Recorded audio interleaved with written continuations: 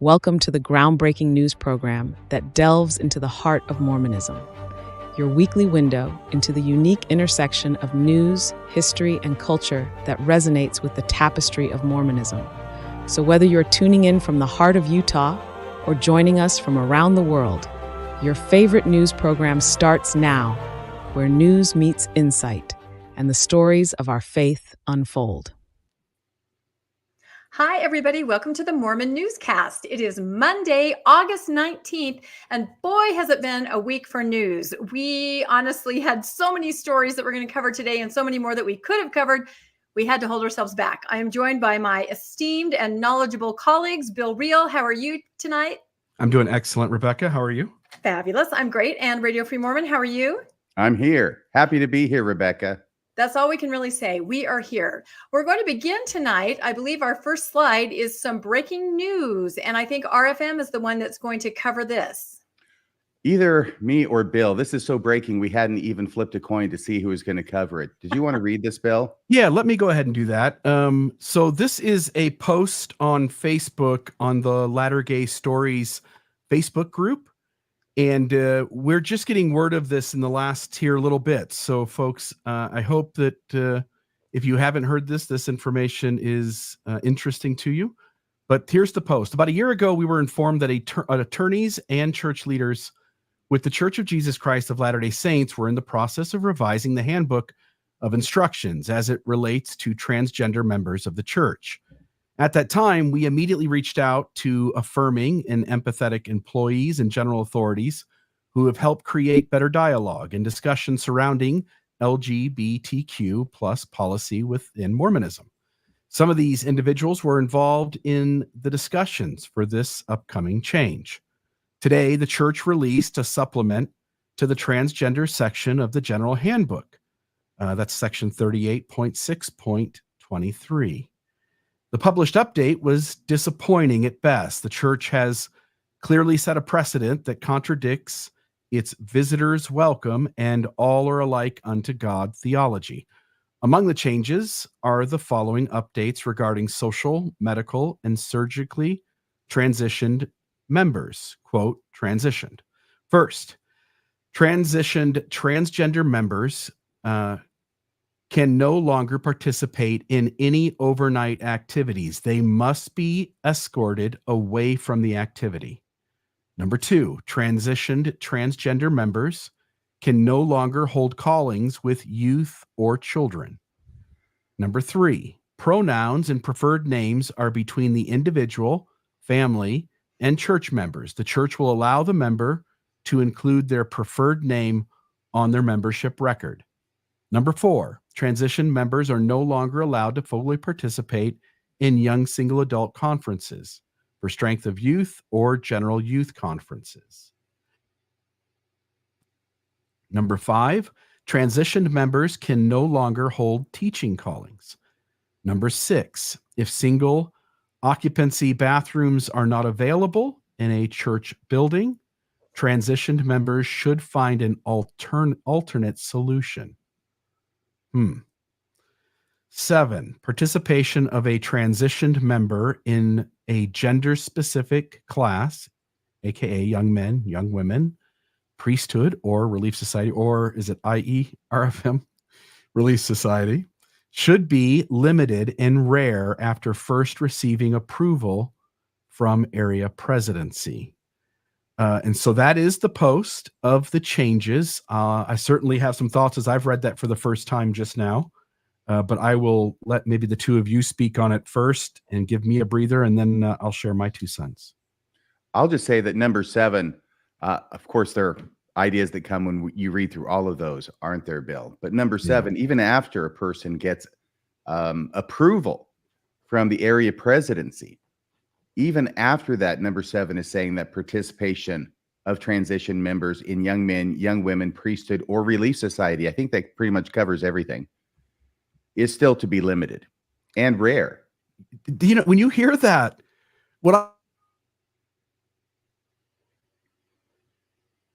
Yeah, I hear what you're saying, Bill. He's speechless. I know, I am too. It kind of, I think Bill's gobsmacked right now. Yeah. No, It's it was so understandable. disheartening to come across. I mean, I had read that these changes happened. I was trying to go quickly through all the changes. There are a lot more that we will be covering next week and in the following weeks as we go through them. But this I was hear the is one. we really don't want you, and we prefer if you didn't come. If you do, only come every once in a while. Hey, Bill, are you aware that you're having a little bit of trouble with your connection? You're freezing up.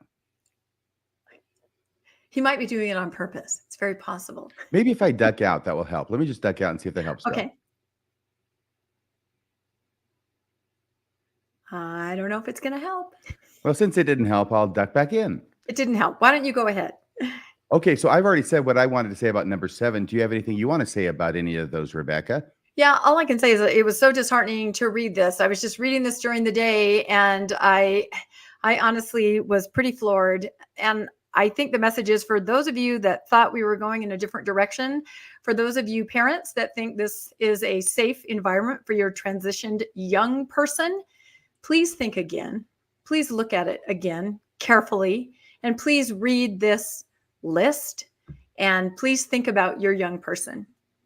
That's who I thought it seemed to be targeting. I mean, young single adult, it used to be called EFY, whatever it's called now. All of those young men, young women. And I do know so many wonderful, active Latter-day Saints who do have children who are transitioned individuals, and they do encourage them to go to church, thinking that it's a kind and inclusive place. I just want people to read this with eyes wide open. Am I back on? You guys can hear me? I can hear you, Bill. Great. I don't know what the heck happened, but StreamYard failed. So what I was trying to say was, you pointed out number 7 RFM. It is pretty crystal clear that when you say what they're saying there, it's, we don't want you. You're not welcome here. And, if you're going to force our hand and you're going to show up, man, don't do it very often. Oh, absolutely. This was like when the BYU was recruiting Black students back in the 1960s, as is covered in that great book, Second Class Citizens by Matt Harris, where they're recruiting them by sending them out brochures telling them how crappy it is for Black people at BYU. Yeah. This is sort of, when you talk about that, I mean, it reminds me of that President Monson being told by Mark E. Peterson that as the people of color came in the guise of trick or treat, is I think the exact quote from that, where people of color were moving into President Monson's neighborhood. He asked Mark E. Peterson what he should do. And Brother Peterson suggested that if it wasn't an all Caucasian neighborhood anymore, that he should consider, President Monson, that is, should consider putting his house up for sale and moving. Right. Yeah. Well, I mean, honestly, the church does still welcome transition people. They're all welcome at church, except for these 7 things. Yeah, which would make anybody who reads those and understands what they're asking would want to get as far away from the church as possible at that point. And I know this is breaking news, and we're not prepared to go into it in depth. And we are just repeating what's posted at Latter-Gate Stories. But part of that's because we recognize them as being a good source and a legitimate source. And I don't think there's anything in here that they got wrong or far afield on. I expect it's probably exactly right. But look at number 5. If you're a transition person, you can't hold a teaching calling in the church. The vast majority of callings in the church are teaching callings. If all church, I don't know of any church bathroom in the church that is single occupancy. So what they're also saying in number 6 is you're not welcome to use the restrooms here. You need to go somewhere else. So you come to church, all are welcome, but you've got nowhere to take a piss if you need to. You're going to have to figure out some other place to go. And this has been the case for a while. I have a friend who's a transitioned individual, and she asked the bishop, which restroom, where should I go? Can I use this restroom? And the bishop said, there's really no accommodation. Can you just go home? I know you live close. You can just go home. Yeah. In Ohio, several years ago. Yeah. Yeah. In Ohio, it was like for some of our ward members, it was a 40-minute drive to get to church. Right. Now you have to go somewhere else, some store or business or restaurant or something. And that's anyway, sort of, I know we're in a place where we don't know quite how to deal with these things, but humanity is all across the spectrum. And we've got to figure out a way to accommodate people who are just living out their human experience and not hurting anyone. Well, apparently they've been going over this and figuring this out for a year, according to this post. So Obviously, President Nelson and company considered countless permutations, and they figured everything out. And this is what they came up with. So this is what the church comes up with after a year of ponderizing. Somebody's going to be happy, and that person's going to be no longer confused, by the way. What do you think it means to be escorted away from an activity, an overnight activity? I don't know. We're not trusting you to leave on your own. You have to actually be escorted so we know you're not there. That don't word understand the escorted. escorting part. Yeah, that word escorted is supercharged, I think. Oh, it is, especially when you read it in police reports, where police reports talk about escorting someone. Yes. Because it's escorting in general parlance doesn't usually mean what police mean in police reports when they say they're escorting somebody. And I wonder if it's similar here. Yeah, I don't know. Well, we just wanted to make everybody aware, and there were a myriad of handbook changes. There's an article on the church newsroom where it goes through all the different changes. There were changes about sealing, changes. I can't remember all the different ones. These were the two that I was trying to look into. So I know that we'll cover this further and in depth in other newscast episodes as we get a chance to dig in. But we definitely wanted to make everybody aware so that you yourself can go look at these changes and, let us know what you think. Obviously, in the comments on our Facebook page, please let us know. And all remember that section was, what was it? 38.6.23. Yes. Hashtag, it's not a legalistic religion. Well, you said it. There it is. Oh, very disappointing way to start the newscast, I have to say. All right. The stories that we are going to cover today are Mormon Swingers on Hulu. Is Christian rock okay now? Lone Mountain Temple update very quickly. A garment double down, a shorter endowment ceremony, and the tithing lawsuit update. So, and at the very top of the hour, I wanted to give a little update on something that I came across about President Nelson's health, because there's been a lot of speculation, especially recently, on what exactly the scenario is. And I came across a post on a Faithful YouTube channel where someone in the comments said that an area rep had visited her ward, and the area rep had said during state conference that he had just been with President Nelson and said that President Nelson had drastically declined and couldn't speak more than a minute. He was in a wheelchair and someone else had covered his remarks. So this is anecdotally from an area rep who had just met with him. So I don't know. We've got his 100th birthday coming up on September 9th. Mm-hmm. We just had the big signing of the card. He's in the Guinness Book of World Records. So we'll see what happens. But apparently there may be some health changes that we're hearing rumors of. Yeah, signing President Nelson's birthday card is like the opposite of signing the Declaration of Independence. It is. Like signing the Declaration of Dependence. One started something, the other one ended something, huh? Not to mention depends. I guess that might be it. So, but yeah, and on September 9th, there's supposed to be a big worldwide broadcast, pre-recorded, of course, as we go through President Nelson's life and also talk to some people who have benefited from his birthday wish that everyone reach out and bring back the one who has strayed. So that'll be interesting on the night. If by chance he does pass away, I think they should still do the birthday party. I mean, this is a faith that does work for the dead. So I think they should still pretend he's alive. We're not counting anything out. They may be doing that already. I don't know. Oh, my goodness. However, think about this. It does seem that as soon as a prophet passes away, the new prophet is there. I mean, he's the one, right? They don't rest on their laurels. So yes, the new prophet is usually there holding the pillow over the old prophet's face. It could be that. But I mean, we move forward, right? We don't glamorize the past. It's a new prophet and it's a new day. So we'll see what happens. We do not know. All right. The next thing that we're going to talk about really quickly is a Lone Mountain Temple update. It was at a last council meeting. The City Council of Las Vegas voted go ahead. They approved everything. But at this point, there is a residents group that has launched a suit. And I have a little news clip here that I hope Bill will be able to play. It's very brief, just to kind of let you know what's happening in Lone Mountain, Nevada. They rode in on horseback and in their saddle pack a new chapter for a controversial LDS temple project. We decided that one of the ways to do this was we had to take legal action. Residents represented by the Nevada Rural Preservation Alliance, a nonprofit created this year, filed legal action against the Las Vegas City Council. And those motions pass. The organization disputing a July 17th City Council vote, which unanimously approved a new LDS temple in the Lone Mountain community. The Alliance arguing city staff made incorrect findings when it comes to how the project lined up with local agreements, which limits construction to 35 feet high, no more than 2 units per gross acre, and also favors residential development over all else. A city staff review found all of those aspects did not qualify in this case because the project was for a religious building.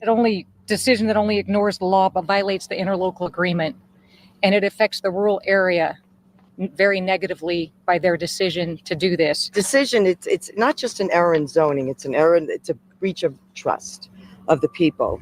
And it's, as you can see, we're in a rural area, not very much developed, no sidewalks, no streetlights. Residents also noting financial contributions made to city council members by the law firm representing the LDS Church, something that is completely legal. What we thought was, if they receive this money, you are right, it's not illegal, but why didn't they disclose it at the meetings?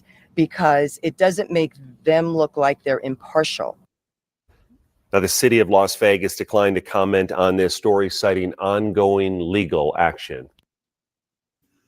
Yep, so there you have it. Lone Mountain voted to go ahead. And you know what's the saddest thing about this? If you saw that picture of the beautiful mountain without the temple there, that temple, no matter how you look at Lone Mountain, you're going to see the temple smack dab in the middle of it. And I think that's by design. I mean, I've seen it other places. So to me, it's really sad. But these residents have gathered together. They're talking about irregularities in the vote. They're talking about legal financial contributions, but questioning that. So they're just in the beginning stages of hiring legal representation and suing the city of Las Vegas. Now, contrast that, of course, to Fairview. We just had that vote a couple weeks ago. The Fairview City Council said no. And in this case, there's been legal action from some residents against that city council saying, no, you should build a temple. So anybody who thinks temple building is not interesting, come on, get on board. This is absolutely fascinating.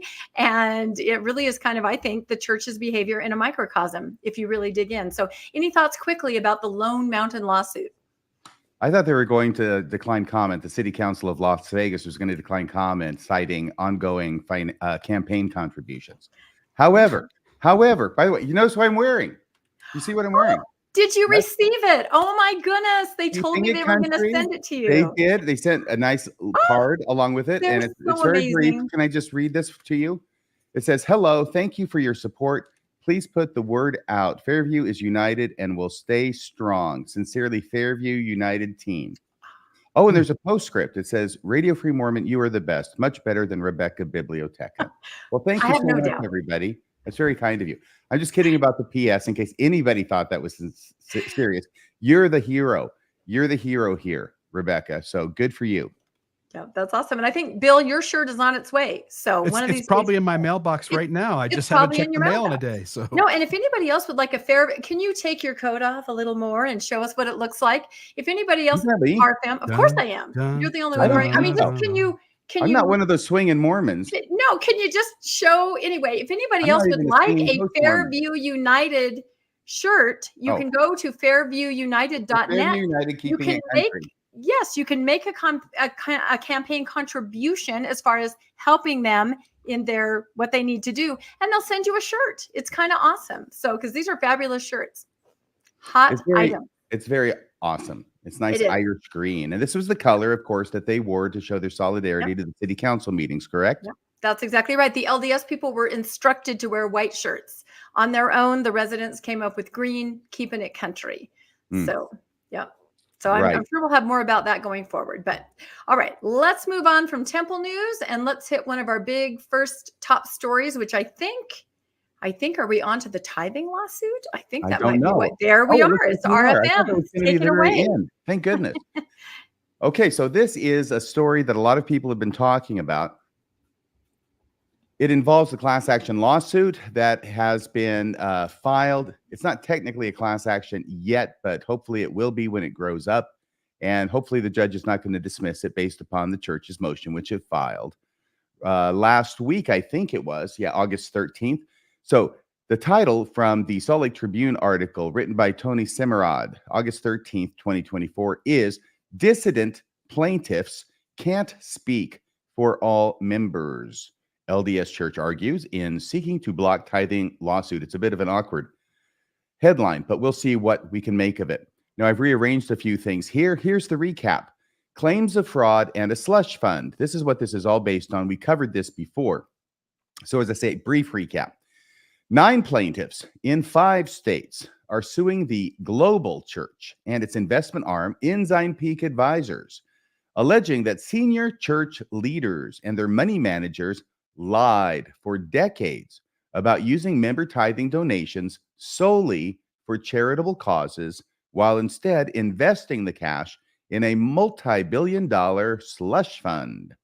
The multiple federal cases pressed by former or disaffected Latter-day Saints in Utah, Illinois, Washington, Tennessee, and California were rolled into one action last month and placed in Judge Shelby's Salt Lake City courtroom, mere blocks from the church's worldwide headquarters. And here's a picture of that courthouse. You know, I'd never seen that courthouse, but that is the Orrin Hatch Federal Courthouse in Salt Lake City. May I say, as an architecture aficionado, that is one ugly building. It looks very Monty Python-esque, right? You expect someone to be up the top, right? I feel like Art Vandelay designed this building. And in fact, that's what it reminded me of. For some reason, this idea, I've never been to Spain. But it reminded me in my mind of like a Spanish castle, a Spanish fortress. And so I looked up one, and it's kind of similar. It's not exact. I mean, it's like a Spanish fortress without the charm. But here it is. So there you go. And going on, recap part 2. The class action case accuses Ensign Peak and the church of fraud, unjust enrichment, and breaching fiduciary duties.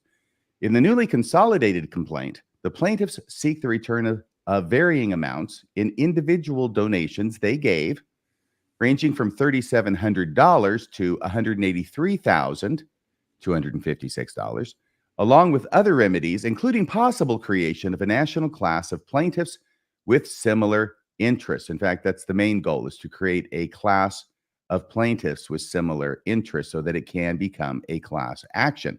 In addition to refunds, the class action suit calls for declaring the church's financial practices illegal and ordering a halt to tithing altogether while accountants sort through the faith's finances or the court appoints a special monitor.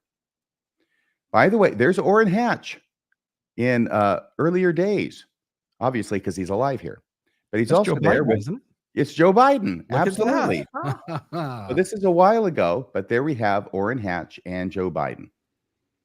A new court filing makes clear, this is what the church just filed last week. A new court filing makes clear that the Church of Jesus Christ of Latter-day Saints is treating a class action lawsuit over tithing as a multi-pronged attack on, guess what? Religious freedoms. What they write in their briefing is, this is anything but a garden variety consumer class action based on misrepresentations about a product or service. They have to write that because this is actually kind of what it is. It is a garden variety consumer class action based on misrepresentations about a product or service. It just happens to be that the corporation against who the claim is being made also sometimes, when it benefits them, masquerades as a church. So that's what the church's lawyers told Judge Shelby, instead calling the suit, quote, a sprawling class action against a worldwide religious organization filed by a handful of dissenters. See, it's the anti-Mormons coming at him. Labeling the plaintiffs as non-believers, the church is also challenging their legal standing to represent millions of active Latter-day Saints in a class action over the sacred practice. That's a sacred practice of handing your money over to the church. But indeed, you know, that's how it's taught, and that's how I used to think of it. And I'm sure many faithful and active members of the church still believe that and practice it today. So there's Curtin McConkie right there, and looming, hulking even in the background, that looks like the church office building. So that's a good picture there. How can plaintiffs who do not share that faith adequately represent those who believe? Church lawyers write, adding that they offer no reason why millions of faithful tithe-paying church members would want any part in plaintiffs' attack on the church. Period. End of quote. Noting that all but one of the 9 who have sued the faith since October are apparently no longer even church members. The new filing continues, quote, they offer no rationale for how persons who lack faith in the doctrine of tithing, as taught by the church, can adequately represent millions of persons who have faith on a matter that itself is deeply rooted in faith, with dollar signs attached, by the way. It's almost like a no true Scotsman fallacy being used. It really, really is. And, I know that this is the point that the church would really like to be able to win this at the outset and get it knocked out and just say they can't even have a class the way they proposed it. I get a feeling that they're mischaracterizing the class somewhat that's being proposed. And I'll talk about that a little bit more later on. Here's some Curtin McConkie lawyers, law firm of the month. Okay.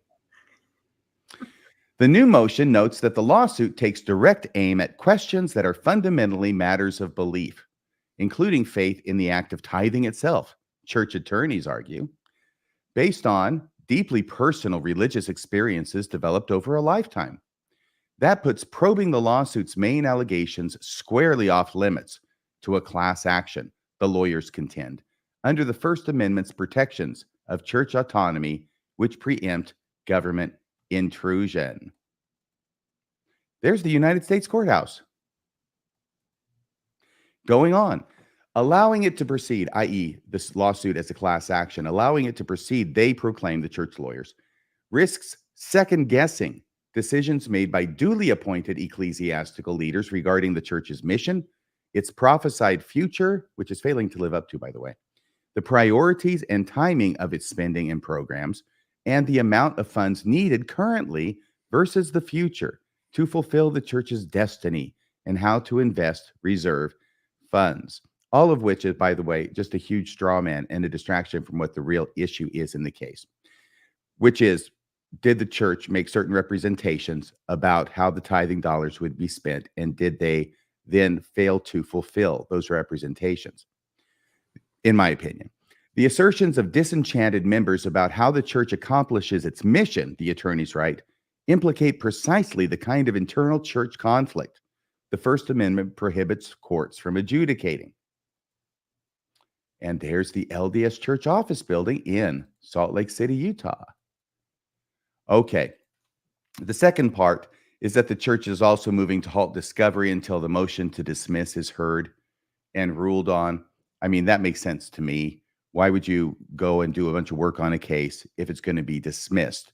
And this should be heard, I think, in November of this year. So this should be ruled on by the end of this year, the beginning of next year, by Judge Shelby, the church's motion to dismiss. And because they do not and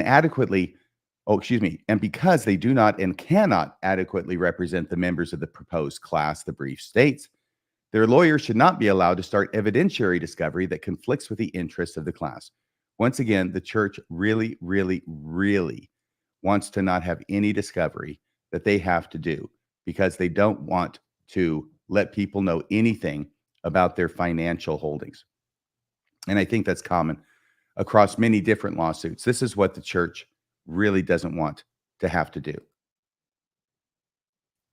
And once again, we're confronted with this aspect of the church, which when you're a member and you've been a member for a while and you've been to the temple and you know that the stuff that happens in the temple stays in the temple, that there are secret callings that are given out that nobody knows about generally until the person is now presented for a sustaining vote, those kinds of things. There's all sorts of elements of the culture of secrecy in Mormonism.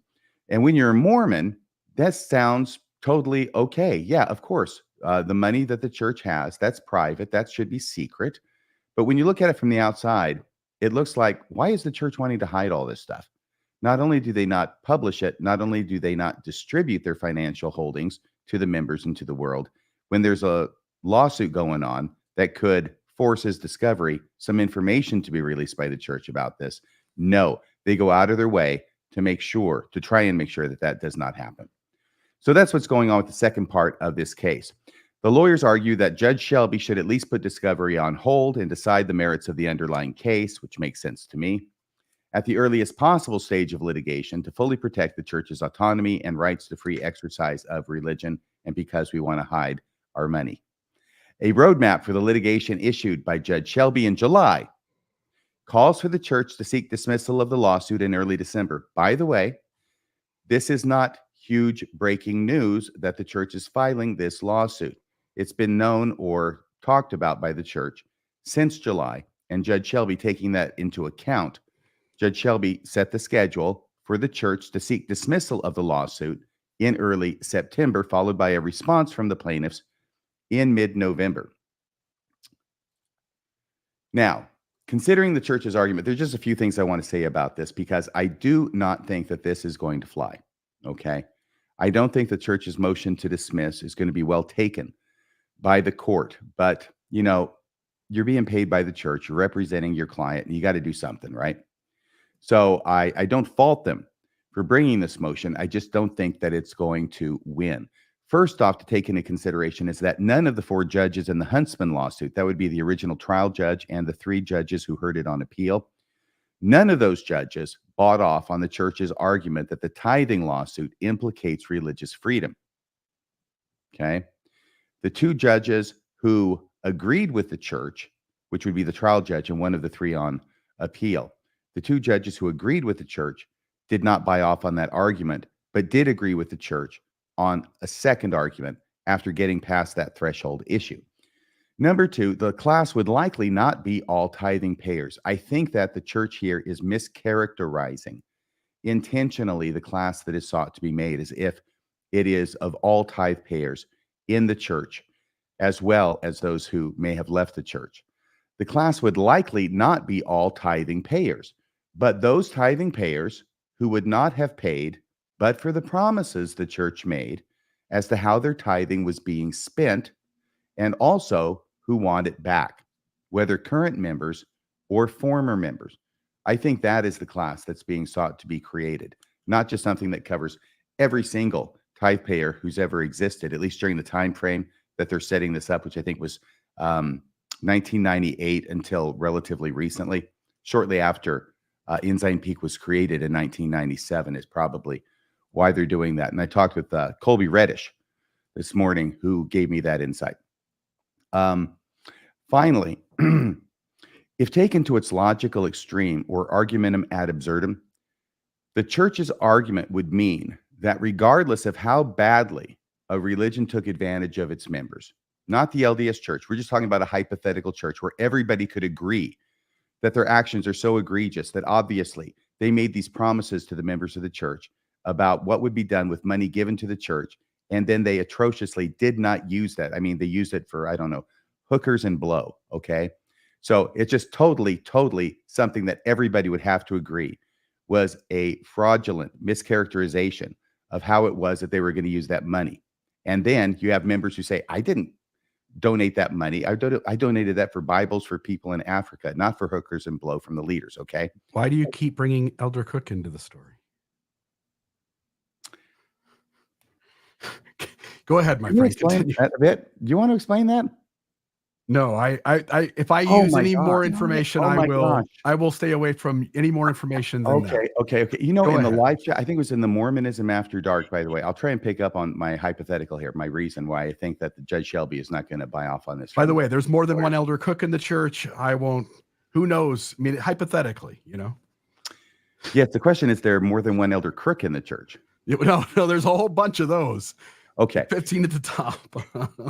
So all I'm saying is that, was it in the live chat, I think, for the Mormonism After Dark last Saturday, that somebody asked the question. We never got around to it, and I didn't see it while we were doing the show, and I apologize about that. But they said, have you ever come across a story that you did not cover because it was so explosive and you didn't have quite enough information to show it was the case?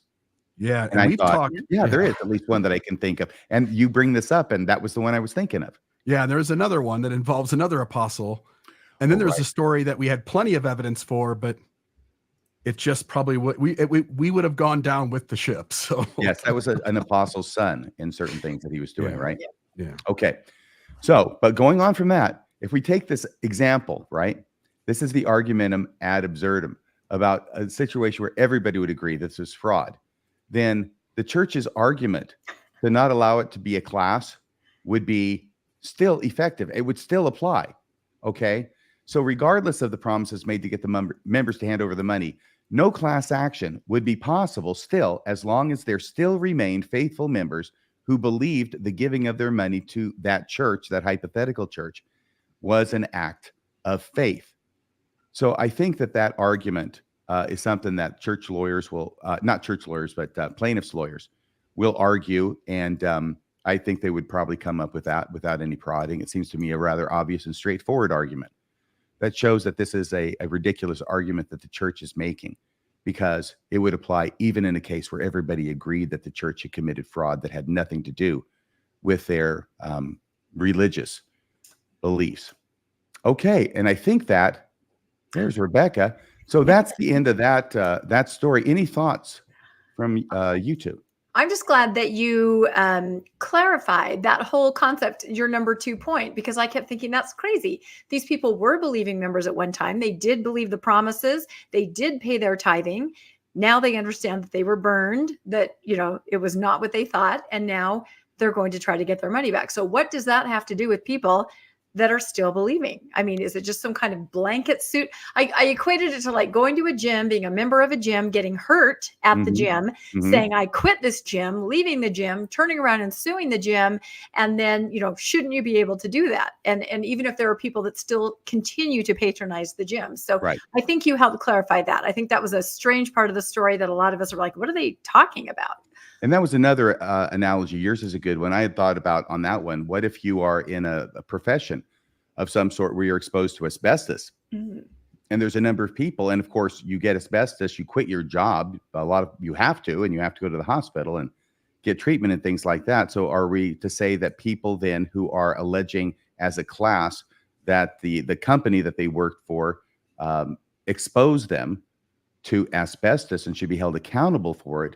So are we to say that, no, you can't have a class because there are still people who work for that company? So I don't think that these are well taken. I think that they're saying things because they have to say things. I don't know how much they really believe in them. There is a certain element, by the way, in the legal field that, well, first off, the main bottom line is you can't get a ruling in your favor unless you ask for it. The worst a judge can say is no.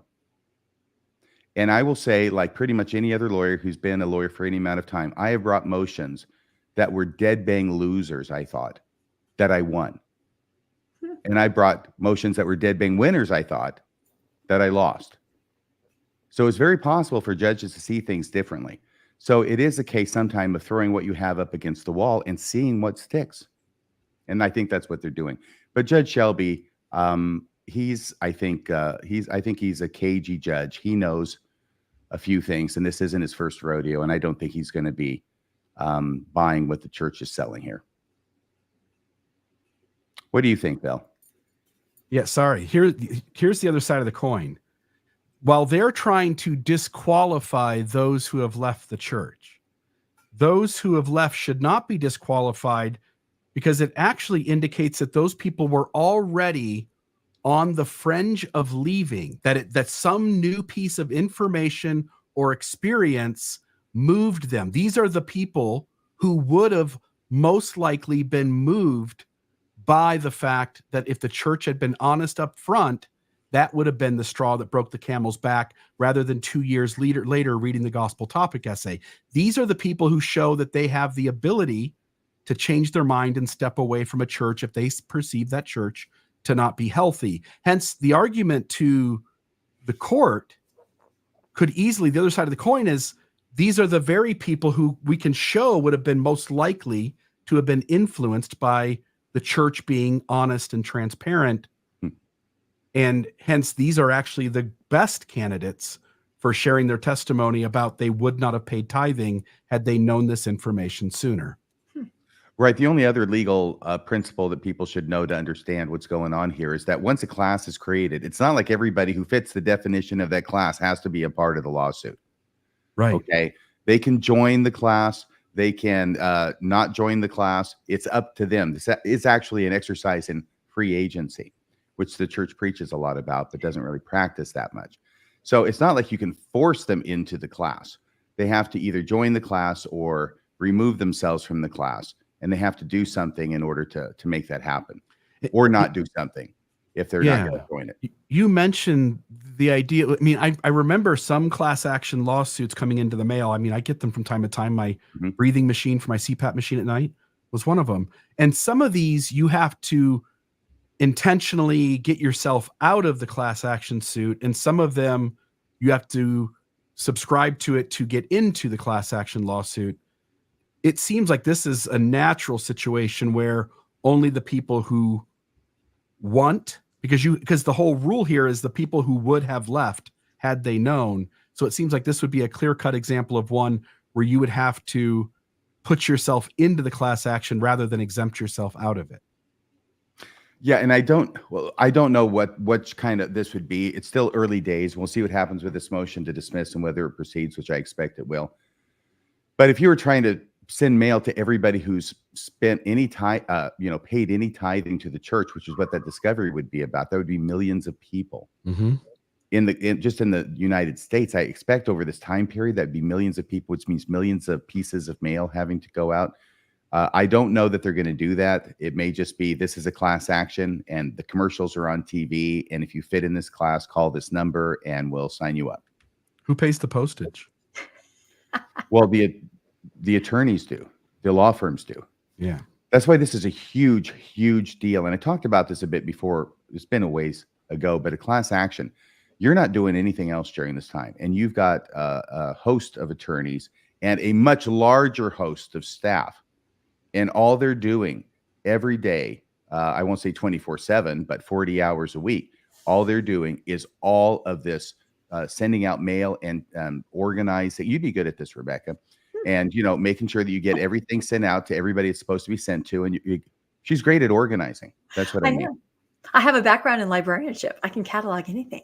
Gotcha. I thought that was like a patriarchy thing. Like, oh, Rebecca, you're a woman. No, he's complimenting me. No, he's complimenting me on a specific skill set that I do have. So it turned out that I was the one that was sexist in that conversation. Someone has to be sexist. It happens all the time. And someone has to cry patriarchy. It happens every day. So I'm just trying to picture faithful members.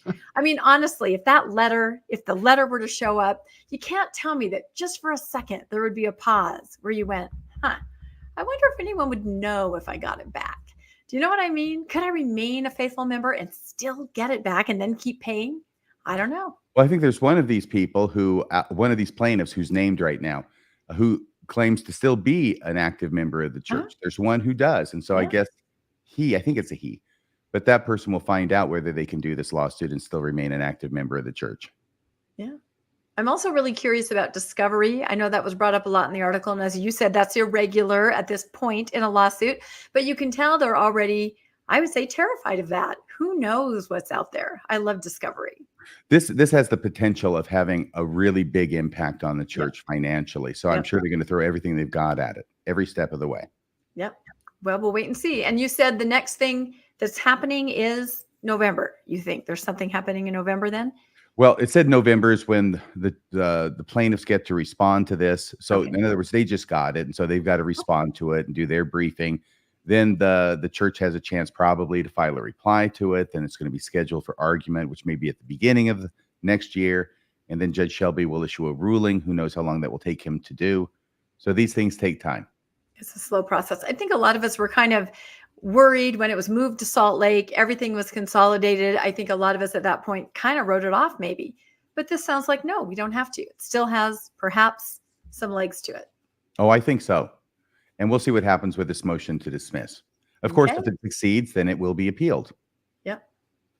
Wow. Well, the bottom line is there'll be lots to podcast about on the Mormon Newscast for years to come when it comes to the tithing lawsuit. So, all right. Is this your story now? This looks like the Beaubaton Academy of Magic. It is my story. Yeah, it is. And this was a trailer I was going to play, but I decided not to because Hulu's touchy. If you guys would like to watch the trailer for an upcoming show, starts on September 6th, called The Secret Lives of Mormon Wives, you can go over to Hulu and just search it and it'll pop up. There's all kinds of different trailers. I will give you some background on this particular scenario, though. A couple, I think it was about 2 years ago, there was a group in, I can't remember exactly. I think it was Draper area. It was in Utah. And Taylor Frankie Paul, if you remember who she was, an influencer, came out on TikTok and said her friend group had fallen apart because of soft swinging. Oh my goodness, that hit the news everywhere, right?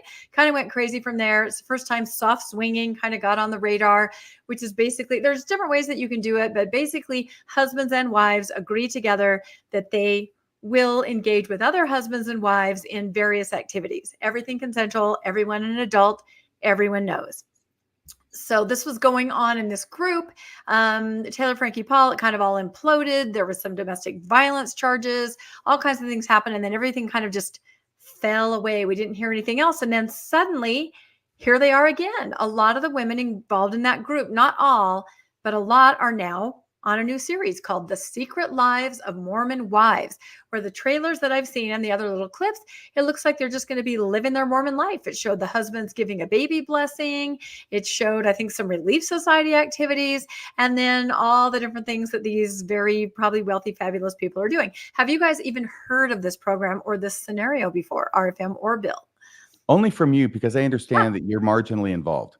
I'm not marginally involved. I was just very slighted that I wasn't invited. You know one of these couples, don't you? I do know one. However, that couple is not included. Isn't that interesting? And this couple has connections to area rep level people. And so I wondered to myself if that is why they chose not to participate. I did wonder about that. So, but I don't know. I can't say anymore. So I don't know. What do you think, Bill? About the story as a whole? Yeah, just about the idea that these women are going to be on this series. And then we'll kind of dive into what the church thinks, because they very quickly came out with a statement.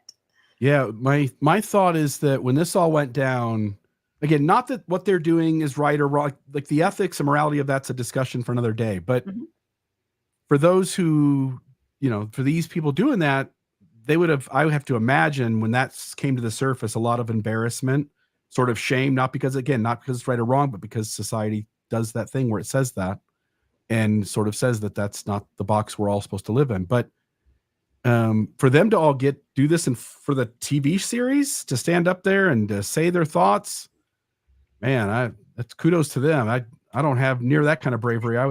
I'd be as far away from this as possible. Yeah. Well, and I believe I'm sorry. There may be a healthy deposit into your bank account as well. Yeah, that wouldn't be enough. Yeah, that does make a difference, doesn't it? So, and I know there were some divorces from that original group and just some problems, but now here they are. And, all of them are married and they're showing husbands, wives, life in Mormondom. Of course, people are saying, we're Latter-day Saints, we're not Mormons. This represents not at all anything to do with the church. And that's, I think, where some of the problems lie. But if you remember a couple of weeks ago, we also talked about another movie coming out. That's going to be in November, called Heretic. And it was a movie about sister missionaries that knocked on a door and went inside and were kind of kidnapped, captured. We don't know all the details, but we did show that trailer. So there are 2 upcoming programs that I think the church is a little concerned about. So if we go to my next slide. Oh, can I just say too, RFM, you said that a nice deposit into the bank account, it obviously allowed they also each got a free blue coat too for the thing. A nice one too. Very unusual. Yes. Can I just say that back in November and December of 1979, let me back up by saying that this picture dates itself because they're in front of the Provo Temple. Exactly, which is now demolished. Exactly. So what I was going to say was, Lahopi, 1999. Thank you so much for the super chat. Says the way they can justify still being active Mormon, it takes 2 together and the other jumping on the bed. If you know, you know. Oh dear. Thank you for that. I knew that would come up. But back in November and December of 1979, when under cover of darkness, because it was so early in the morning on P days, when I and the rest of the missionaries in my district would walk from the MTC across the street and up to the Provo Temple to attend a session that early in the morning on P Day, I never dreamed that in 2024 they would have 8 members of the Beaubaton Academy of Magic walking the other way in a photo op for that. You're absolutely right. It is. Oh my goodness. That's a Harry Potter reference if anyone isn't familiar. Number 4. This is fabulous. Okay. So obviously people are up in arms. Faithful members have jumped out right away to get ahead of this. This is Christian Homestead put out a big video about it, how, not appropriate. These do not represent LDS values. And several social media posts that are being shared everywhere saying nothing about this represents LDS life at all. And this is a travesty. Somebody even put together a petition. And the petition says, this is attacking our church. This is not who we are. Please contact Hulu and ask them to take this down before it airs, because who knows what it's going to show. We can't let this happen. Hulu, cancel the show because we're showing you how controversial it is. Yeah. Well, now that you've said that, that probably wasn't really thought out. But yes, a lot of buzz about it, a lot of buzz. And interestingly, and I haven't seen this happen too often, in such a timely manner, the church itself has come out with a statement. So this is commentary. It's on the church's website. It is unsigned, as RFM pointed out. We don't know who wrote it or who it's from, but the title is Commentary When Entertainment Media Distorts Faith. So I'll read this very quickly and then we can weigh in. The Church of Jesus Christ, like other prominent global faith communities, just make sure you get that, often finds itself the focus of the attention of the entertainment industry. Some portrayals are fair and accurate, but others resort to stereotypes or gross misinterpretations that are in poor taste and have real-life consequences for people of faith. Well, this is not new. A number of recent productions depict lifestyles and practices blatantly inconsistent with the teachings of the church. Now, that's interesting because I think they're talking about the Secret Lives of Mormon Wives. Now, I don't know that this series is about swinging. That is what they were doing years ago. I don't know if that's what they're doing now, because a lot of the scenes I saw, they're attending church. They're giving baby blessings. So I'm not quite sure how that fits in. Others, and I believe this next sentence is talking about that movie about missionaries, others irresponsibly mischaracterize the safety and conduct of volunteer missionaries. I think we'll have a lot to say about that. We understand the fascination some in the media have with the church, but regret the portrayals often rely on sensationalism and inaccuracies that do not fairly and fully reflect the lives of our church members or the sacred beliefs that they hold dear. Millions of church members around the world are deeply dedicated to family, fidelity, service, and the gospel of Jesus Christ. We invite all to consult reliable sources of information and listen to the voices and authentic experiences of individuals and families who find great joy and satisfaction in living these principles. The true story of our faith is best seen in the countless lives of those who strive daily to follow our Savior, Jesus Christ. Now, I read that statement, and there were a lot of things that kind of bothered me about it. When it said, consult reliable sources. Okay, so are those LDS members that everything is going perfectly for, that are completely living in the perfect way and portraying that perfect persona? Do they not want to hear from members who maybe haven't had those experiences? Maybe they have had bad experiences. Maybe they weren't safe on their mission. Maybe things got messy. It sounds like they don't want to hear those voices at all when we talk about Latter-day Saints, who are human beings. Things are messy. So I don't know. What do you guys think about this statement? I haven't really seen them do something like this before, where they come right at it. And they're obviously talking about these two programs. Well, they are obviously talking about these two programs, but only if you know that these two programs even exist.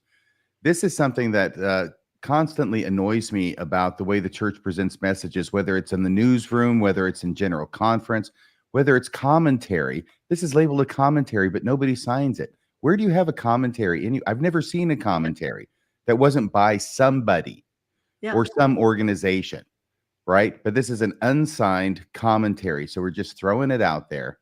And they don't say, if they want to say something about these two films, Hulu and Heretic, right?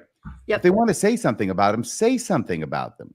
Don't just talk about them generally in hopes that those who know what you're talking about will know what you're talking about, because we're not going to mention their names because we don't let other people know that it's going on. This is just a waste of space as far as I'm concerned. It makes me wonder if now members will go, What kind of portrayals? What is coming? It's kind of the Barbara Streisand effect, if you're aware of what that means. Where, do you guys know what that is? The Barbara Streisand effect? Have you heard that Mhm. before? Yes. Yeah, I didn't really know where it came from. From aerial I pictures think of it her came from home. Barbara Streisand. Huh?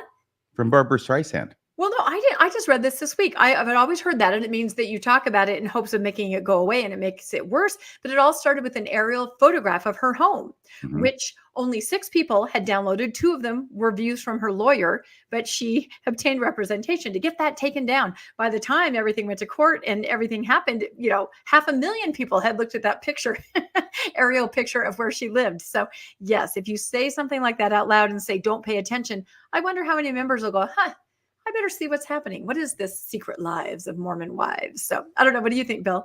Well, I will say you have 2 options. You can either consult reliable sources of information, and the other is listen to the voices and authentic experiences of individuals and families who find great joy and satisfaction living these principles.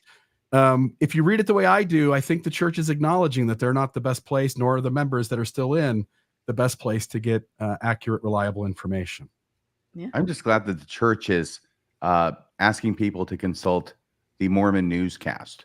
That's right. It's definitely a reliable source of That's right. information. We are very trustworthy. It's true. So anyway, this is something to pay attention to, coming out on Hulu September 6th. Go watch the trailer. It looks absolutely crazy. I know we talked about the Real Housewives of Salt Lake before. That's been going on for a couple of seasons now, a couple of years. This seems like it's even more over the top than that. So we will have to see, coming up September 6th. I mean, it is almost like whoever wrote this commentary is so deluded that they think that people who watch this Hulu show are going to think this is how typical Mormon women act. When That's I the think issue. Yep. I think even in the trailer, it was very clear that no, they're not acting the way typical Mormon women act. And it seems to strike a note of insecurity on the church's part that they feel they have to make that distinction when actually the show itself makes that distinction. And I'm not sure of anybody in their right mind who would think that's the way regular Mormons act. Well, perhaps they're looking back into the past to church history to find some parallels. Maybe that's what they're concerned about. Possibly. I don't know. We'll have to see.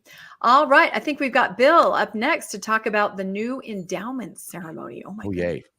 yay. I just want to go back just for a split second. It also appears that when the world investigated the story coming out from the SEC, that also might have depicted behaviors of people in the church who don't represent the everyday member of the church either. So I think that was a depiction of practices blatantly inconsistent with the teachings of the church. You're right, Bill.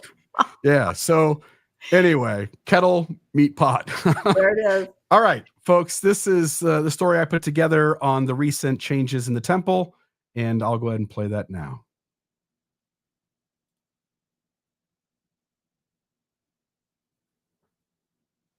Good evening.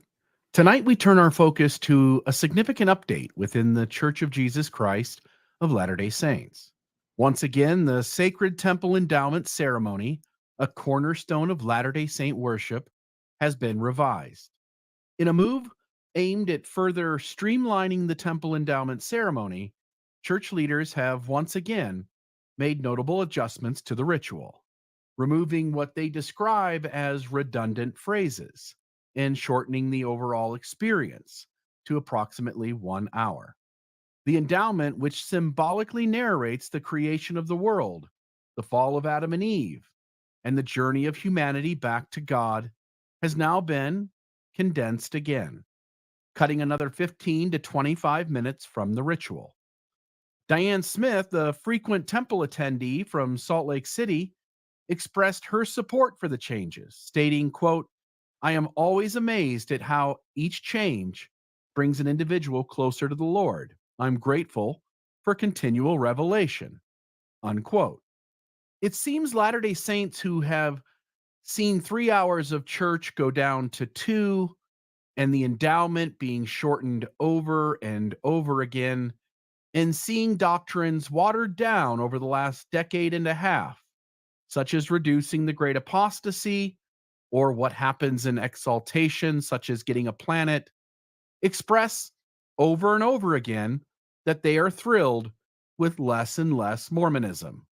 This latest round of changes raises important questions about the nature of these revisions and their alignment with the teachings of the church's founding prophet, Joseph Smith Jr. Smith, who instituted the temple endowment, declared that the ordinances of the temple were, quote, instituted in the heavens before the foundation of the world, unquote, and warned that these sacred practices were, quote, not to be altered or changed, unquote. Remember, these were the ordinances that were instituted in the heavens before the foundation of the earth. Isn't it strange, no matter how hard they try, that LDS leaders can't quite get their head around what those ordinances are actually supposed to be, hence the need to reduce and alter and remove parts of them every now and then. And if the original endowment's deleted parts didn't come from God, where did they come from? And who put those parts in that weren't the things instituted in the heavens before the foundation of the earth? Inquiring minds want to know. Despite this, the endowment ceremony has undergone significant changes multiple times in recent years and numerous times over its almost 200-year history. In just the past 5.5 years, the temple ceremonies have seen at least 4 major revisions, each time adjusting elements of the ritual to better align with contemporary understanding and sensitivities and to reduce length. For example, in 2019, the church made changes that were widely celebrated by Latter-day Saint feminists, including giving more speaking lines to Mother Eve and equalizing the covenants made by men and women. Church spokesman Irene Casso reiterated the sacredness of these ceremonies, referring to a July 2020 statement by the First Presidency, which emphasized that such changes are guided by inspiration. Whoa, slow down. Did she just say that the changes to the temple are done via inspiration, which in turn changed the unalterable covenants of the endowment ritual that was given by revelation? Let me read that again. Such changes are guided by inspiration and are intended to help members, quote, better understand and live what they learn in the temple, unquote. Who shifted our rhetoric from the original endowment that came via revelation to the modern changes which occur due to inspiration? Oh, that's right. That's the modern leaders in that 2020 statement by the First Presidency. If these ceremonies were revealed directly by God, as Joseph Smith claimed, why do they require such frequent revisions? Does this suggest that the church's leadership today does not fully uphold the original revelations of their founding prophet? Or could it mean that the current church has gone astray, seeking to please members' sensitivities and that of the world rather than uphold its founders' revealed truths? And of course, the church would want to imply that it views these changes as part of an ongoing restoration, an ongoing process of revelation and inspiration, refining and perfecting the sacred ordinances over time. Regardless, as the Church of Jesus Christ of Latter-day Saints continues to adapt its practices to the modern world, these changes will likely continue to spark discussion among its members and its dissidents about the balance between maintaining sacred traditions and embracing a contemporary world, and the church's members who have grown tired and bored of its old form of Mormonism. Back to you, Rebecca. Excellent coverage. That was great. What do you think, RFM? What were your thoughts when you first heard that they've cut 20 minutes off of the endowment ceremony? Well, the thought that occurred to me, thank you for asking, Rebecca, was the same thought that occurred to me when, under President Nelson's leadership, we went from 3 hours of church to 2 hours of church. And I came up with a statement then that I will resurrect for purposes of tonight's program. Never have so many been so happy about having less of something so important?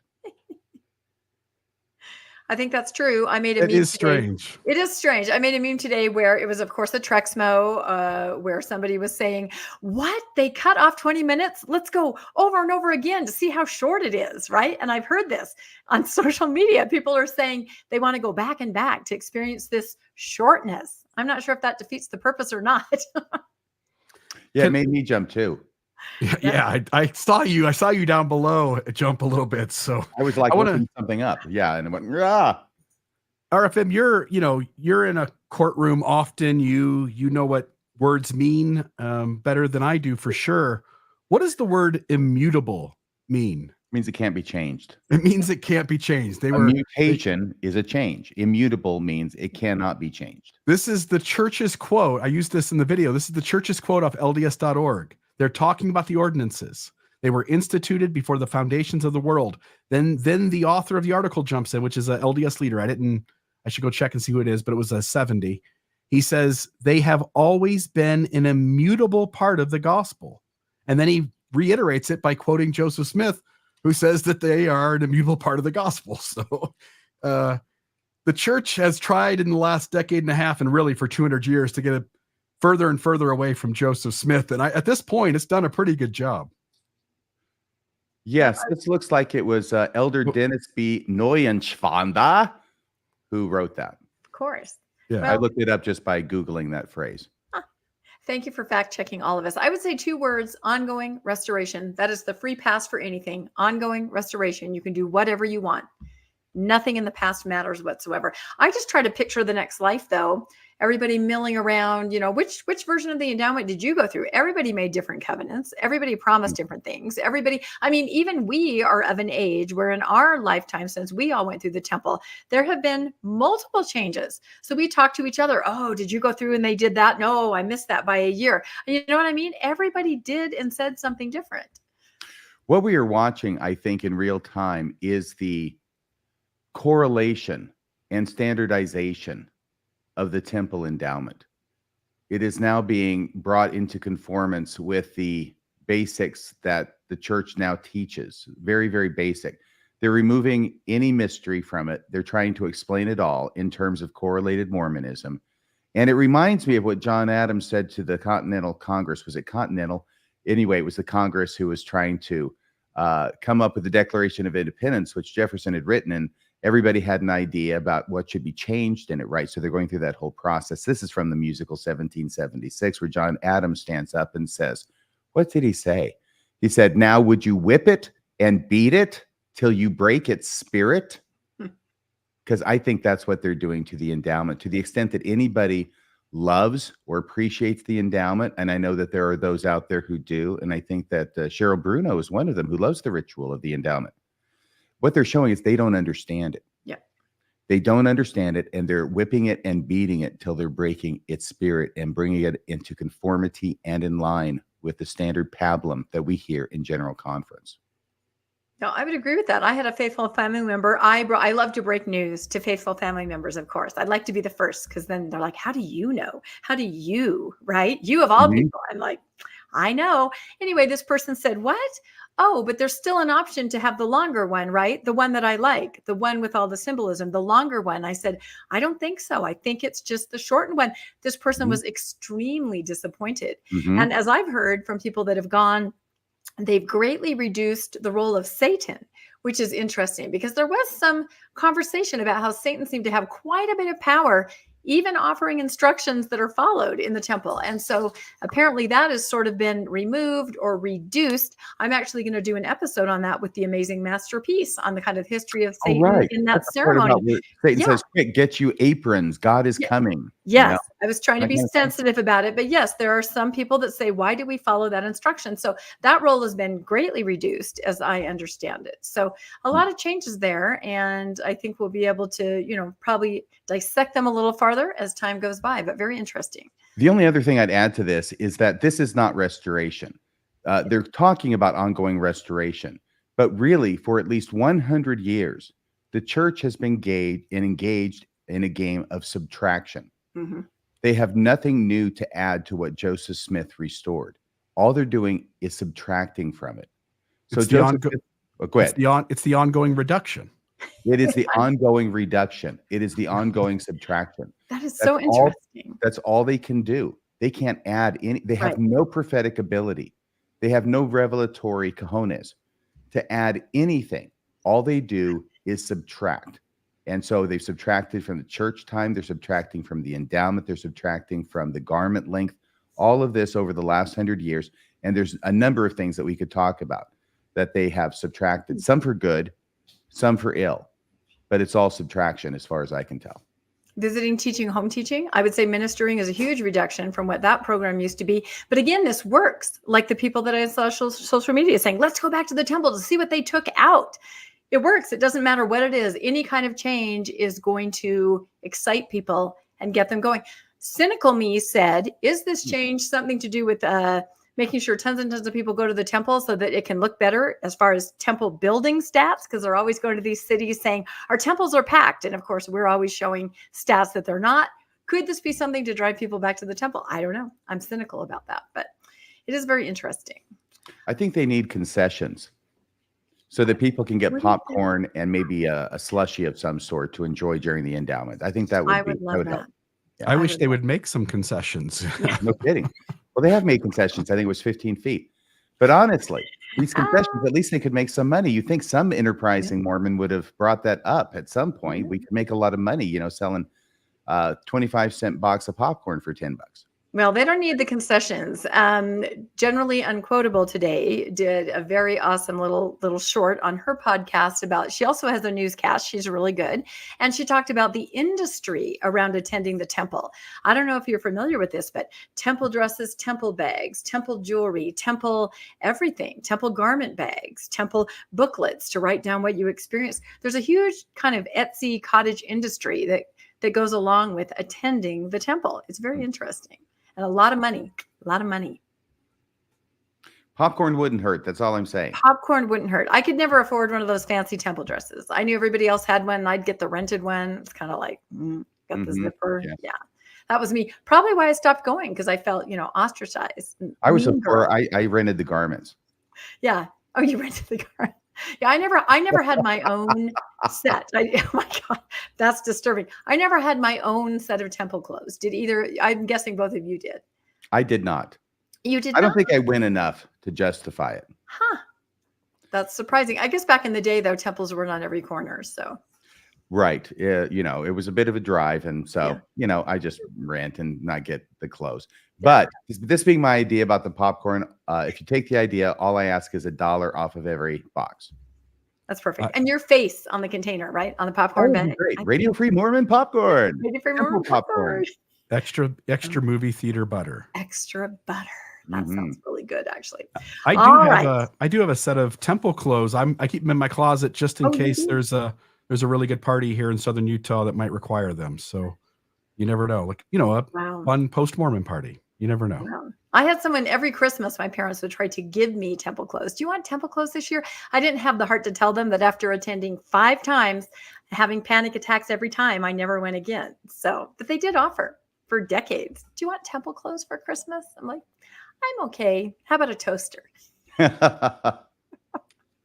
All right, let's move on. We have more. There's probably just one more story. I think I might cut. Oh, don't cut it. Okay, I'm not going to cut it. Okay, I'll just talk really fast because I have to say 2 things happened today: the garments and the handbook changes. So that's why we kind of threw these in, but we can get through fast.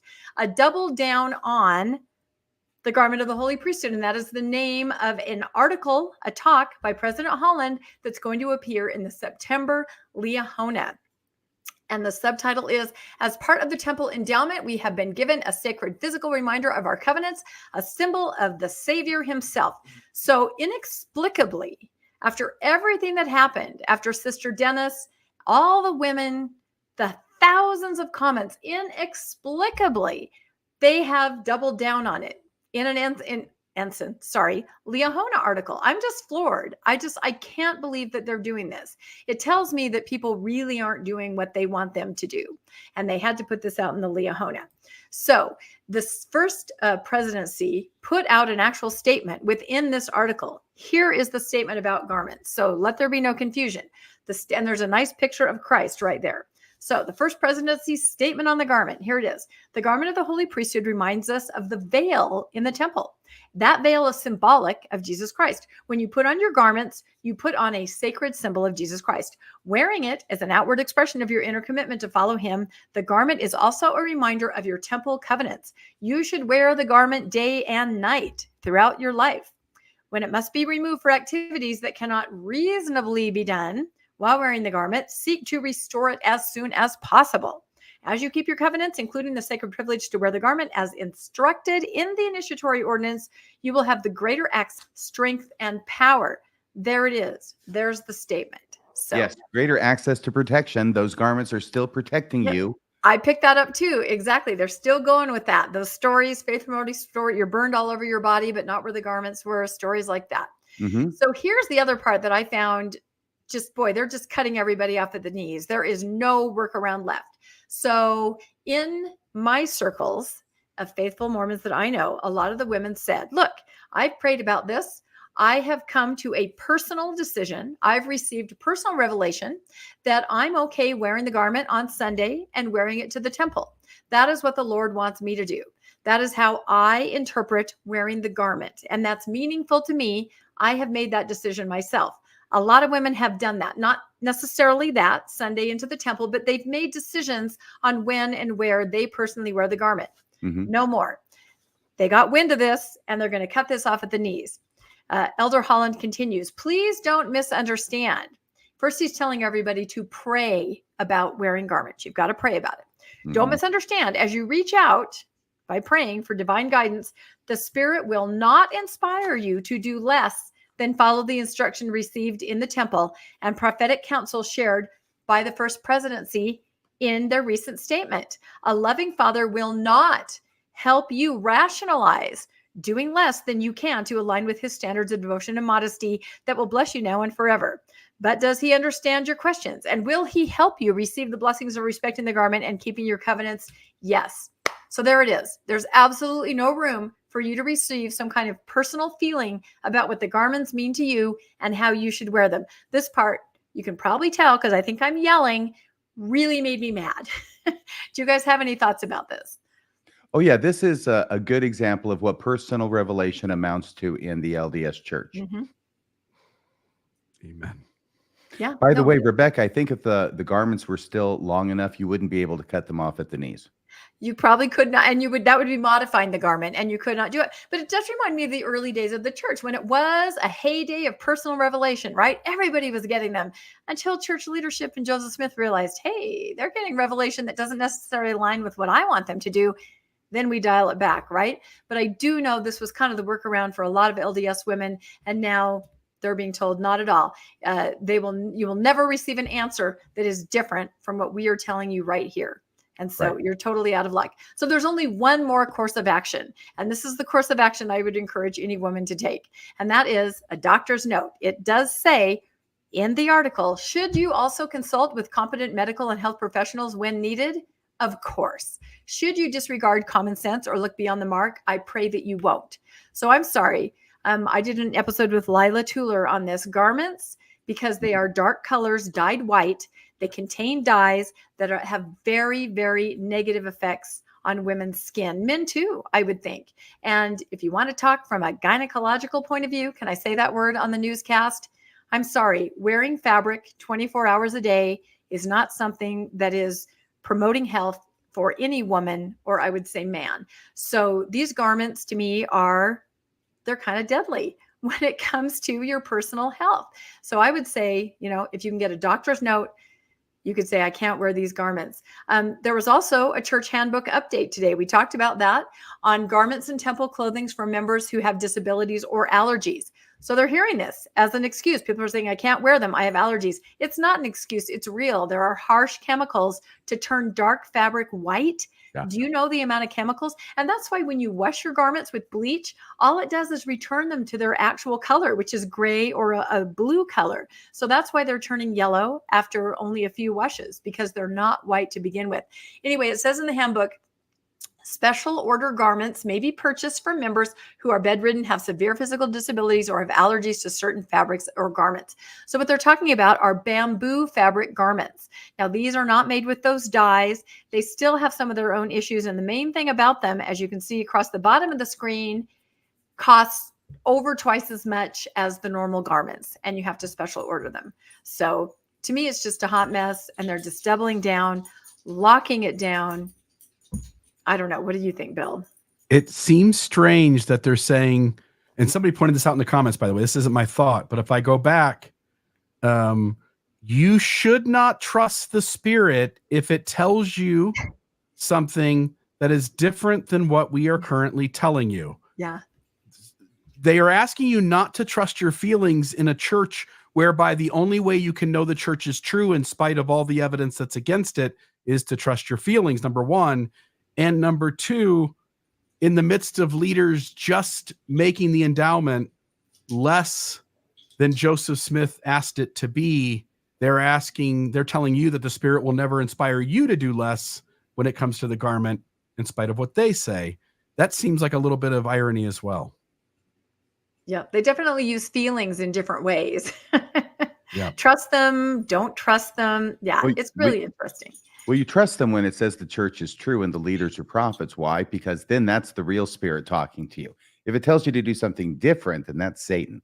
Yeah. That's how I think you know. that's kind of what they're alluding to. I really do. So anyway, there'll be more. I'm sure we'll see this all over social media, but they did double down once again, which I'm just shocked that they did. Okay, let's quickly go to our last segment, just really fast, and I think we'll end up on time here. We are talking about a giant youth concert called Festival. This is for the young adults, and it's basically Christian rock. It's okay now. This is unfathomable to me, and RFM did a wonderful podcast on this. I hope everybody will check this out. Minor correction. Isn't it for the youth? Yeah. Did I say young adults? I'm sorry.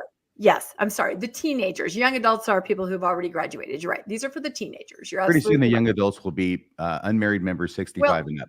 The handbook also has changes on the ages as we've gone through. So I can't even keep track of who's what's.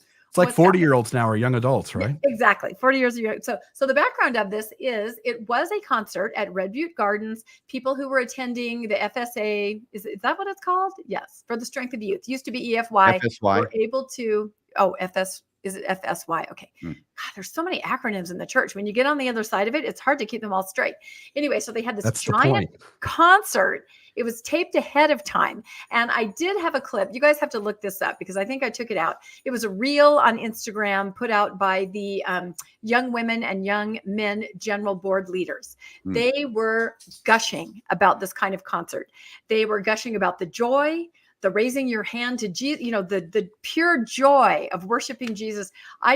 Seriously, what I said is that both my parents are literally turning over in their literal graves right now over this, because this was a huge hot button in the 80s when we were growing up, because all of us had friends that were participating in this kind of worship. And a lot of us would try to attend. And I'm telling you, at least in my friend group, that was locked down. You don't go with your Baptist girlfriend to a concert because we don't do that. Right. This is what we were told. True. So anyway, this was recorded, and I'll play a very brief little clip of it with the idea then that later on, and I'll show you the invitation, youth groups would gather all over the world to be able to watch this recorded event. So, and here it is. So everybody got this invitation. My particular stake did it last Tuesday. And so everybody's supposed to be invited. They're supposed to get the youth together, put together a big event, have a big screen, and watch and participate in this concert. But again, the thing that stands out to me, having been raised in the 70s and 80s, this was a huge, like a no-no. Like, you did not do this. And yet here it is being celebrated by the General Young Women's President, General Young Man's President, and everyone. So let's just take a look at this clip, if we can play it really quick, Bill, and we'll give you an idea of what we're talking about. This is an LDS Youth Festival concert. Crazy.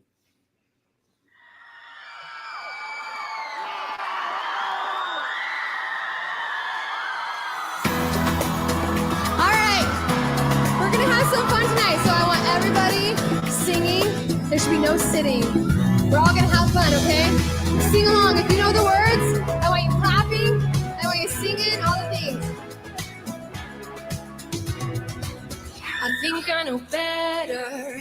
I think I know how it should be. I got it all planned out, but he's got a plan for me. When it's bad weather, sometimes I look up at the sky. Today was supposed to be dry, but that's not what I need.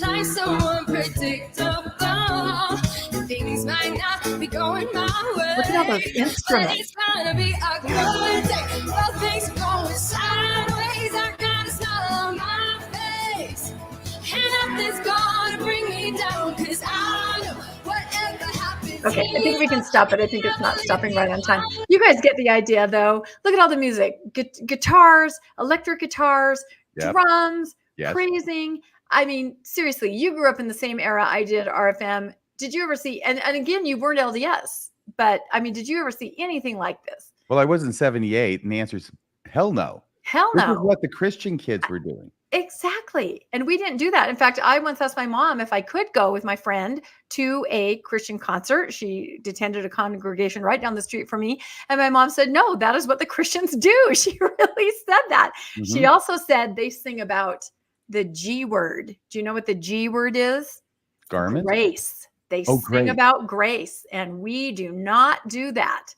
So, yeah. All right, let's go to the next slide. Then we can talk about it. Somebody had asked, I think it was Ray Allen had asked in a comment. He said that Brad Wilcox was playing the drums. Yeah, And I had probably. to correct him. It's actually no, that's not Brad Wilcox. I don't think so. He was actually the drummer for the Banana Splits, though, back in the Oh 60s. my gosh. You had to go there. Thankfully, only about maybe an eighth of our audience knows who the Doesn't Banana Brad Splits Wilcox remind you of one of the Banana Splits? Yeah, And you he know which really one I'm does. talking about, Yeah. right? Yeah, Maybe Bill no. can find it. But go Yeah, ahead. no, he really does. Okay, so this is an actual picture of me asking my mom it's not really, but if I can go to a Christian rock concert. And she's saying to me, as for me and my house, we do not go to Christian rock concerts because we didn't. We don't pray. We don't praise, absolutely. And we don't really worship. This was not a thing. And did you find? Yeah, there you go. It is Oh my the gosh. Banana It's Split. even Only worse the than I drummer. thought. There's Oh my Brad. gosh. I'm telling you. Oh my gosh. I nailed it. You did nail it. I don't want to admit it because I try not to be mean spirited, but you really did nail it. I'm so glad Okay, Bill I'm can making a find those meme. things. I got to take a break here and make a meme right now. So, okay, so this was not a thing, and why? And these are all the different reasons that I remember growing up. Why you did not go to a Christian concert. First of all, it's false doctrine. They sing about grace. There's all kinds of things in there that they're singing about that we don't believe. It's not reverent, right? Think about the instruments we were allowed to listen to at church in that era. A piano, a flute, maybe some woodwinds, certainly not an electric guitar, a drum, a bass, anything like that. There is no spirit here at these concerts, right? No, Which the spirit is scared away by this, all this noise. Yes, that's exactly right. By that next line, the heavy bass beat. That was such a thing when I was a teenager. Don't ever get in a car if a boy has the radio on with a heavy bass beat, because who knows what's going to happen. Don't listen to music with a heavy bass beat. I don't know. Maybe some of you guys know what I'm talking about, but that was definitely preached against. Not members. There are people who aren't members who are there. They might say something. You might hear something. You just can't go into that environment. Well, that's no problem now because they're all members. They're all members. That's exactly right. There's a focus on grace, back in the day. And of course, that's not a problem now either, because the LDS Church itself focuses on grace all the time, interestingly enough. It's too Christian. That was just the vibe. It's just too Christian. Again, not a problem, because now the LDS Church is Christian. We embrace the cross. We have a little cross icon on Google Maps so people can find our Christian church. We have signs outside of our buildings like a Christian church saying worship service 9, 11, and 1. So not a problem. Use of the cross, again, not a problem, because it seems like we've adopted that. And it was sort of a guilty pleasure for anybody that did listen to this kind of music. So there were definitely multiple reasons not to go, and now to just slide on into it, right? And it's funny because I've listened to some of the songs. They put out an album, if anybody knows what that is, a playlist of songs, I think at the beginning of each new year, where they have a theme for the youth. Like for seminary. And exactly. And the songs are very generic. I've yet to hear one that's called Nephi Builds His Boat. there's nothing from the Book of Mormon that I've been able to hear. It's all Jesus loves you. Mm. Life is hard. Try Yeah. to do better. Do your best. Be a good person. You're okay. There's nothing that has to do with the specific doctrines that are a little more unusual and not perhaps Christian of Mormonism. So that's kind of interesting. It's all very feel good music. I brought this, I put this clip up or this slide up just to show, even as recently as just a decade ago, a big Christian rock show played in Salt Lake in a huge arena. And the headline was, "Will Mormons turn out to listen to Christian Rock Roadshow?" There was a question, are they even going to be able to attend? Most of them, even 10 years ago, didn't think that this was something they should be doing. And I thought I had a slide somewhere that it is a guilty pleasure. I've had friends say, "Oh, I do. I listen to K-Love. I don't want to admit it, but I do." So I know a lot of people did listen to it, but I think it's just a push to become more mainstream. Is that how you guys see it? Go ahead. Oh, yeah, very much Either so. way. Absolutely. And in fact, this same young lady who's singing there, at the end of the song, she starts talking to the crowd about, we're going to worship Jesus. We're worshiping Jesus in song. And that has been anathema for a long time, but now the church is buying into the whole worshiping Jesus thing. People have and been that's the crux of excommunicated your for life. podcast. RFM did an amazing podcast about Bruce R. McConkie, who flat out said we don't worship Jesus. So if anybody wants to find that from last week, it was really good. Yeah, people have been excommunicated for less. So the church, when I was investigating, there was always this thing said about, you can go to other churches. Some of them have got bands. Some of them play music. They might give you a cup of coffee when you walk in, but we're going to focus on Jesus Christ and his atonement. And we're going to put burlap on the walls and, carpeted basketball courts and not a whole lot of artwork on the building and on the outside and very little on the inside too. And, so it's just a different way of doing things. That's very different than the Mormonism that was restored in the beginning. So the ongoing restoration is also moving the needle in lots of other places. Yep. I feel like coffee and donuts are just around the corner. I'm not kidding. Yeah. They've got to do it if they want to attract people. And I know that missionaries sometimes go out and say, "Hey, we're part of a Christian group and do you want to come meet the youth pastor?" I mean, they're just trying to normalize themselves, which is so interesting because for so many decades, when I was younger, you had to be peculiar, whether you wanted to or not. When was the last time we heard that scripture quoted? It used to be, I knew the reference that we're a peculiar people. It's from one of the smaller books there in the New Testament. So, I think, but we're a peculiar people and you couldn't get past a general conference without hearing that we are a peculiar people. Now, the goal seems to be to make us blend in. So we look like everybody else. Yeah, I think that's it. And I think we'll see more. I think we'll be reporting on more of these kinds of things where all of us go, "Oh my gosh, not in my day." It probably makes us sound old, but if people could understand how violent the reaction was to these kinds of things, the Christian music or the cross. I mean, it wasn't just, "Oh, probably don't do that." It was an absolute, you're grounded for a week if you wear a cross, that kind of a thing. So it's like the old riddle. What do Mormons and vampires have in common? What? Well, I think we know the answer. Well, a fear of the cross? Yes, exactly. A fear of the cross. Yeah. No, I mean, I've told the story before about getting a cross necklace from a boyfriend. It was an earrings cross set when I was 16, and my mom took it out, pulled it off of me. She yanked it off. Did she break it? Well, yeah, of course she did. We don't wear those. So, and again, I was raised McConkie, Skousen, Bensonite Mormon. So that's a good a little thing she different. didn't see the earrings. Yeah. Well, they weren't crosses. They were, they were just something else. So anyway, interesting stuff in the news. I think we've covered it. I think we've done it in a timely manner. I think we've completed it. Is there anything, RFM or Bill, that you guys have coming up in the next week that our viewers and our listeners might be interested in hearing about? I can speak to next Wednesday. Ooh. Next Wednesday, we're going to have Randall Bell on the show. We're going to talk about Peter Vidmar and his involvement in the Olympics sex scandal involving basically it was the female gymnast from, it's about 10 years ago now. Yeah.